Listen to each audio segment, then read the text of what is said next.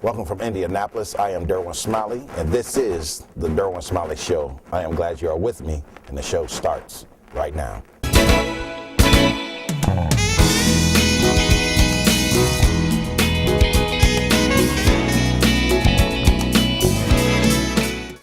Mr. Mark Miles is the CEO of Hulman and Company. Mr. Miles, welcome to the show. Always a pleasure.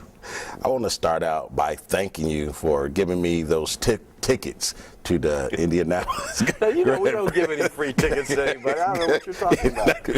But that was my first time ever being at the racetrack.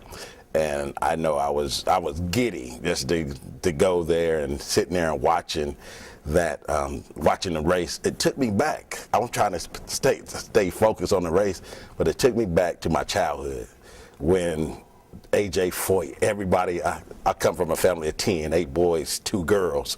So everybody in our communities wanted to be AJ Foyt. And so my mind went back to that time, and it just gave me a little bit of my childhood. So I appreciate that I had the opportunity to go. So is there a strategic plan where you can get more demographic groups like we were back in the day to come aboard into the future? Yeah, it's a real high priority for us. But let me first comment about your experience, because what you went through, I think, is exactly what the brand of the Indianapolis Motor Speedway is all about. It's this incredible bucket list event. You know, my wife cries every year when the song gets sung and the balloons go up and all that. I don't blame her. And yet it is cutting edge, exciting entertainment on the track. I mean, it's really extreme sport with this heritage, and it's just a special mix. So I think in Indianapolis and in Indiana, we're lucky to have it. And 2014 was a great year. We showed real evidence that it can grow, and growth means making it, you know, Super Bowl-like in Indianapolis. And we're going to have a huge opportunity that you may talk about later to take it to a whole nother level for its 100th running in 2016. Yes, we are spending a great deal of time and thought. I was in Las Vegas earlier this week for the Consumer Electronics Show on a panel with some serious technologists talking about personal entertainment. And that's all about how you deliver more content in different ways on a personalized basis to fans, mostly through mobile devices. And if you think about who uses mobile devices today, it's everybody. But the big consumers who are cutting the cable cord and really living their life via devices are younger. So a big part of our play to be more attractive, especially to younger people, has to do with how we use technology to go to market. And Verizon coming on as our series title sponsor for the Verizon IndyCar series is just so important, because we think of them as a wireless company, but they're a technology company, and they're all about content and how to deliver it in the best possible way. And it's kids, younger people, who are the bleeding edge consumers for that approach. I want to ask you, and I usually when I have CEOs on the television, on the show, I throw this question out to them, and I don't think I have ever asked you, how passionate are you about IndyCar? Well, do they ever come back to the show after you ask the question? You know, I grew up with stick and ball sports, and tennis in particular took a big part of my life. So for me, in my youth, IndyCar was primarily the Indianapolis Motor Speedway and the 500. And my passion was cutting school and climbing the fence if I could, and maybe even finding a beer out here in the sun. So, I was introduced to it, like most Indianapolis people, as just a place you wanted to be because it was so cool. And then there was race day, and you get smitten by that. And of course, there were these other things you'll never forget, and they were names like AJ Foyt. They were the constant pursuit of speed. And so Tom Carnegie's voice saying a new track record, I can hear as clearly today as I think I heard it then. So there's all those memories, but that was kind of my relationship with the sport. It was pretty limited, although completely positive. But then I got dropped in a couple years ago, 3 years ago on the board and 2 years ago in this position And so I obviously have been with the drivers, with the team owners, with the members of the teams, with the media that cover the sport, and you can't help but kind of fall in love. I think it's, first of all, the drivers are a remarkable group. I love the fact that it's an important mix of international drivers and personalities and Americans. Men and women can compete side by side at the highest level of the sport. They are remarkable personalities. So they can talk to you about any topic you want to talk about. They're good with social media. They just cover all the bases.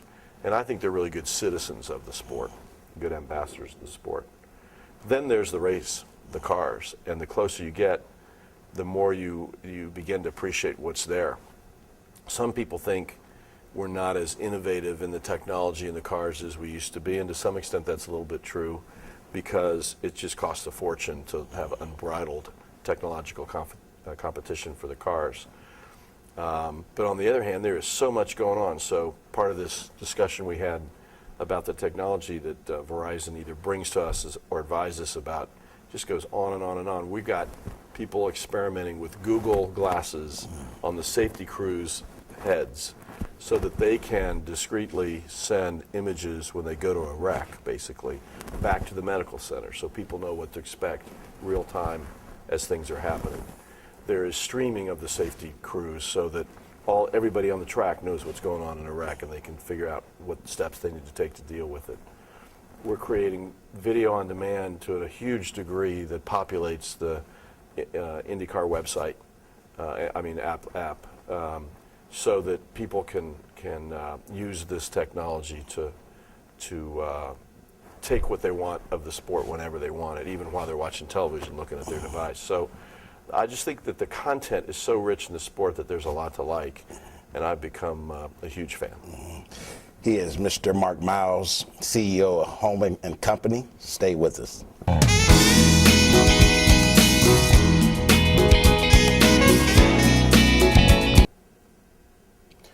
Thanks for staying with us. We will now continue our conversation with Mr. Mark Miles, CEO of Hulman and Company. Mr. Miles, something that blew my mind when you say the technology you're dealing with, experimenting with Google glasses. The sky is the limit. Yeah, it really is.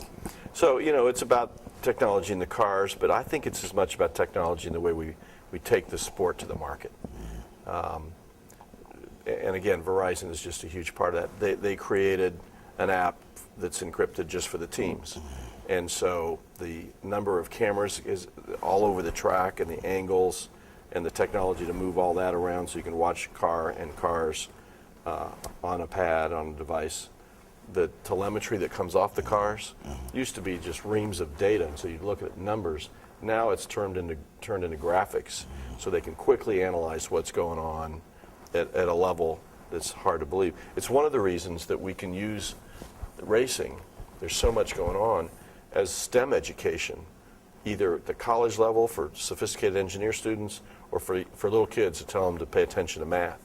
Because you can show them cars, get them team engineers, people who are doing this stuff really at the highest level, to explain at whatever level what's going on in a car, so that instead of math being stuff that didn't have any real relevance to you, you get it.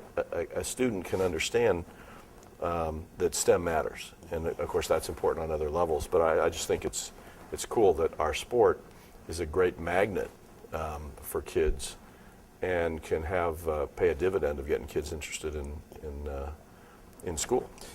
Could you have ever imagined, I think you said you have been in a position now 2 or 3 years, could you have ever imagined the stuff, the progression that IndyCar is going towards now? Well, before 3 years ago, I wasn't giving it a lot of thought. So, I guess I'd sort of say, yeah. My view is always you look at something and how high is up. It's especially IndyCar and IMS. They're just such venerable brands, such great products that I can't imagine that there'd ever be a day when we can't think about how to make it a bigger deal and attractive to more people. So I probably wouldn't have imagined I would have been right in the middle of it, but there's a lot to work with here. So what does the future hold for IndyCar, and how excited are you about the 2015 season? Well, I'm really excited.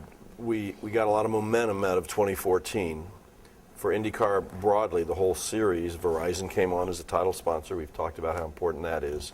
Our television audience, our ratings and average viewership increased by 25% at a time when any number of sports are facing real headwinds on audiences and are losing their audience or seeing some of it degrade. So that's a big deal to us. It's not as big a base as we want, but our broadcasters are ABC and NBC Sports Network. They've been good partners. They're working with us to make other improvements in the way we bring the television to market. And I think we'll have continued increases in the television audience, which of course is everything in professional sports today. More sponsors are in the queue, so I think we'll be making some announcements even in the next month or two about more companies seeing the value proposition, signing up. And yeah, sure, they invest, but they'll be promotional partners as well, which helps us reach more fans, and that's terrific. I think we're pretty clear that we'll have a solid 22 cars in the paddock all year, racing all the races. We're adding our first race in Brasilia. The first race of the year, beginning of March, will be in the Federal District of Brasilia. We're adding our first race in New Orleans, which will be, like Sonoma, one of the great stops on the circuit. Looks like the racing's going to be fantastic. So there's a lot to look forward to, and I feel like the public's starting to get to know our drivers better. We've got some really great personalities and stars, and we're just going to build on the momentum from last year.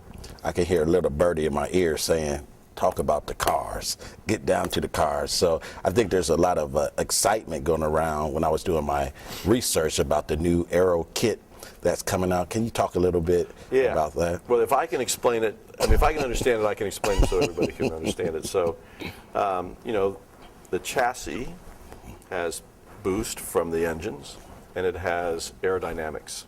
And so an Aero kit is a package of parts that get strapped on the chassis, basically, from wings to other pieces that are aimed to change the aerodynamics of the car so the car controls better and can go faster. It will add to performance, which is, to you and me, speed. So it's taken a couple of years. There's some costs associated with it. We had to work through all that. We had to make sure that if the cars were going to go a little faster, we were making arrangements to reduce risks related to racing at higher speeds. And we've spent a lot of money, a lot of time, and there are some measures that are part of the introduction of the Aero kits to kind of offset the speed from a safety point of view. So at our first race in the States this year, which is in St. Petersburg, Florida at the end of March, the new Aero kits will debut.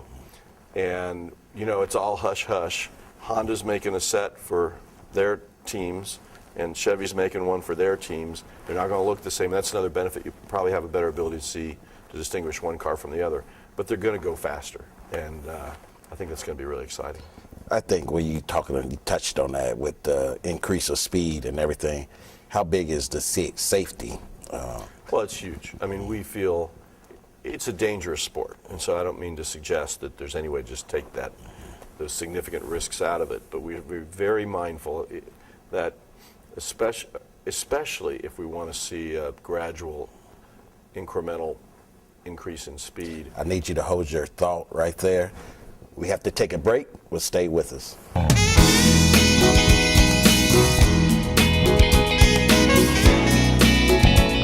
Thank you for staying with us. We will now continue our conversation with Mr. Mark Miles, CEO of Hulman & Company.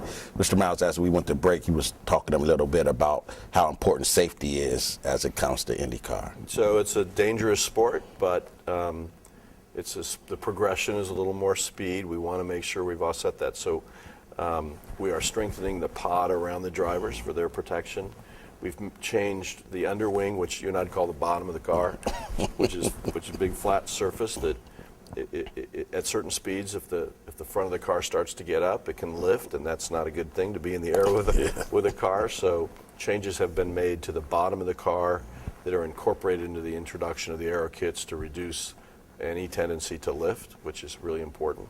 And we will keep working on it. And it's not just trying to prevent accidents. They're going to happen in racing. It's how we react medically in terms of our safety crews and the medical services when things happen. So it's very much top of mind, a big part of our responsibility. I want to talk a little bit about, you touched on it, that the drivers are so advanced with, they can talk about any subject with anybody, but I want to talk about if there's like people in high school or even people in college who want to get involved in like the engineering part and design. What type of courses should they be taking starting at high school and into college? Yeah. Well, I can't be their educational counselor, but you know, the highest levels relate to STEM, science, technology, engineering, and math. So any of that curriculum at an early age, that's obviously math primarily and science classes. At higher levels, you get to higher levels and very specific. IUPUI has one of the few motorsports degrees in the country.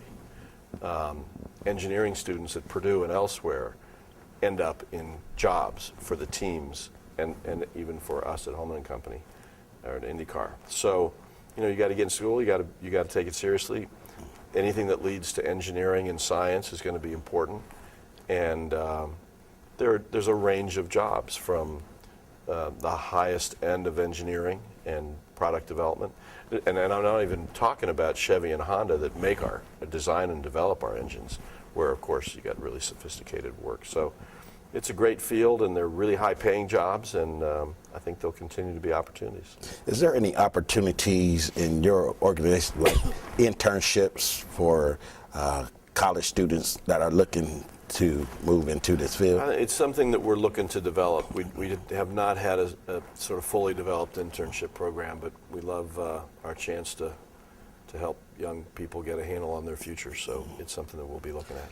Share a little bit about your staff, how important they are, because I know everybody has a team. You look good on TV and everything, but we know behind the scenes there's somebody, the nuts and bolts are turning and bolting everything down. So share a little bit about your team. Well, you've said it. I mean, an organization is only as good as the people, and it's all about the talent and the passion and commitment of the associates in an organization that leads to our success, or any organization's success.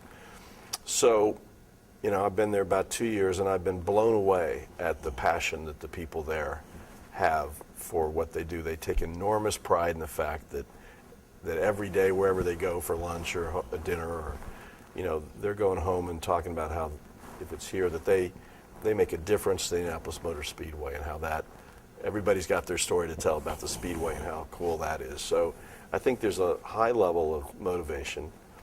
We're bringing in some outstanding new talent to bring outside ideas and have it mix with the traditions and approaches that have been taken in the past. But it's all about the people, and we love working with the group we got. I think the last time you was on, we was talking about your team also, and how you like them to think outside the box, bring your craziest idea. Is that the same situation today? Sure. I mean, why would you want to paint yourself in a corner about anything? So I think last year we were talking about how it seemed radical that we might bring an IndyCar road course race as the first weekend of the 3 weekends in May, and then we might have a big concert and bring 40,000 people in for a concert on the day before the 500, because we hadn't done it. I don't think those are radical things at all, but people thought they were. Now, I can't think. I mean, people sort of don't remember. It wasn't always like that after 1 year.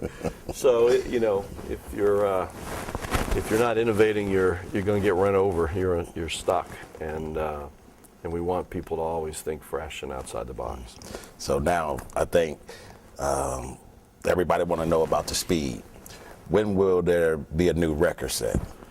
We can't just program that. We maybe can affect it some, but we looked at this over a year ago, and just with our technical people kind of charted what does it look like. So maybe it was 2:28 to qualify at the Speedway 2 500s ago. Maybe we got a little over 2:30 this year, and we didn't change rules or anything. The teams just run these cars faster. Then we're introducing aero kits this year. People are guessing that's 4 miles an hour, plus or minus a couple. So maybe you're getting close to 235 or so. I'm not saying that's going to happen, but it's possible this year. And then there'll be a chance to run those aero kits for another year. And if I had to kind of soft circle a target for breaking the old track record in Indianapolis, which is about 237 miles an hour, I'd guess it might coincide with the 100th running of the race in May of 2016. How exciting is that? It's incredible.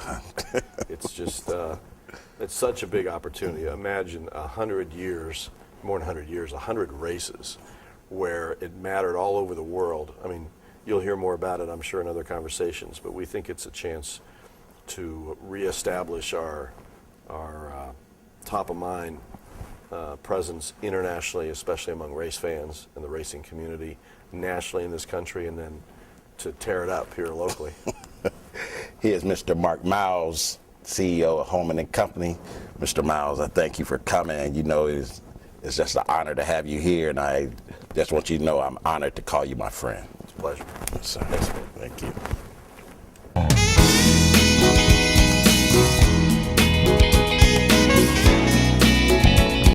Miss Allison Melangton is the new Senior Vice President of Hulman Motorsports over the event department. Ms. Melangton, it's an honor to have you on the show once again, and honored to call you my friend. Yeah, thank you. Nice to see you again. Tell me how exciting it is that you are in a new position. Oh, it's great. I wake up every day and I can't wait to get to the job. I have a lot to learn, no question. I haven't worked in motorsports before, but it's been a blast, and I can't wait to see how the first year unfolds. It's going to be great. I also want to thank you. I should have said preface the intro with thank you for, we met during the Super Bowl. Yes. And just that you and Mr. Miles have faith and trust in my team to allow us to be commissioned to do the documentation of the Near East Side Legacy Project. So I just want you to know I am so humble and so grateful that you had trust in us and my team that allowed us to do that project. You know what? You guys did an amazing job and showed the human side of the Super Bowl and how important that was for us to impact the community. And it was my favorite part of the Super Bowl. All the things that you guys did, and you put it into words and into video that really meant a lot. It was great. Thank you for doing it. Thank you, thank you. So tell me about some of the events that you are working on now. Well, my main focus right now is our big three, as I would call them. We do a lot of events, and we're trying to populate, certainly, the Speedway with more events. But I'm really focused on the month of May, on the Brickyard 400, our NASCAR event, and the MotoGP. And those are our three biggest properties that we do on property, where we can really bring fans, engage people, bring events to the next level. And what Mark's asked me to do is really take a good look at all those events and try to be innovative and try to do new and great things and keep those events advancing as time change and events change in the future. So I'm having a great time learning a lot and digging through all the old files and making notes and preparing for the future. Is there any little secrets, anything that you have came up with that this will be so cool to do? And can you just give a little tidbit, little teaser? A little teaser? Well, we're really focused on new things for 2016. And the 2016 will be the 100th running, which is so exciting. And I'm just thrilled to be a part of planning that. And we're looking at it from all angles. And I think from a community perspective here, certainly in Indiana, from a national perspective, and from a global perspective, you know, what the 500 has meant and the things we can do to really lift that up and give it an entirely new platform, looking back 100 years, but also looking forward to the next 100 years. So a lot of the things we're going to pull together and change about it are going to happen in 16. So not too many details. No. Hard to pull Yeah. No, not yet. So which one is your favorite, you think? You know, I don't know yet. I've been to all three events as a spectator, certainly, and been a big fan. But, you know, the month of May is special. The month of May is a big part for me about Memorial Day weekend. weekend and about celebrating all the things that are important about our country on Memorial Day and taking that on Memorial Day weekend but spreading it over the month. And as Mark mentioned, the last couple of years they've added a lot of great things. The Grand Prix of Indianapolis, a road race, which is really exciting and was a big success last year, and then the concert that they've added and a number of things like that. So I wouldn't say I have a favorite yet. I'm really excited and honored to be working on all three. May will come up first, so that'll be my first big stretch there, that 30 days. So talk to me about your help. Who are the individuals who are helping you come up with these ideas and that's put on a great show in the years to come? Yeah, well, we've got an amazing team that Mark has assembled, and we've got a lot of great industry leaders who've done a lot of events and a lot of different things in motorsports. So I would say we have our own little think tank group that we're throwing around ideas, and Mark's an amazing leader, as you know, and he's going to give us, I think, the leverage and opportunity to do what we can to advance the events. And everyone I haven't been there very long, but everyone I've met has just been fabulous. And like Mark said, people love the Speedway. They love IndyCar racing. They're excited to be there, and that's invigorating in itself. You know, that's part of the reason I love going to work every day. It's a great team, and when you have a team like that, you can come up with great ideas and you do great things. I think now talking a little bit about on the educational side, Yeah. some universities have majors event planning. Yes. What are some pointers that you can give the people going into this field that's very important for them to know going into it, or classes they should take when they are pursuing a degree in event planning? Yep, and you know, certainly for university, there's a lot of schools that have sports management, sports marketing, and so forth. So certainly in college, you know, those courses. But you know, really, if you're great at organization and great at logistics, and then you know, have some skills in writing, skills in math to do budgets and so forth, it's a little bit of an all-around skill that you put into event planning. So I would say study hard and do good at everything, and then you can really succeed well in event planning. Sound like my mother. Okay. Just do your best. Do your everything. best all the time. Get all A's Exactly. and everything. And then it'll all work out. Yeah, exactly. So what's the future hold for you and in this position? You know, I'm a mission-driven person. You know that about me. I care a lot. I have a lot of passion, and I want to take that passion and pour it into the Speedway and to IndyCar and try to make a difference. And for me, that's how I get job satisfaction every day, and that's how I contribute to a team and want to make an impact. And so that's what my future is there. And I don't know enough about the detail to know exactly what those steps are going to be because I haven't been there long enough yet. But I'm excited to sort of pour in my 35 years of event experience and my passion for this city and this state and for motorsports and try to make all those things come together to have an impact. I have like 15 seconds, but I know a big thing of you is that volunteers. Yes. Talk a little bit about Yeah. volunteers. Well, you know, this city, this state, this community has done well because of volunteers. Volunteers are really important, and as we go forward, I'm going to try to employ some more volunteers out there at the Speedway as well. Take some of those Super Bowl volunteers and deploy them out at IMS. She is Miss Allison Melangton, the new Senior Vice President of Hulman Motorsports. Ms. Melangton, it's an honor to have you on, and I'm honored once again to call you my friend. Yeah, thank you so much. It was great to be here. Thank Good to see you. You too.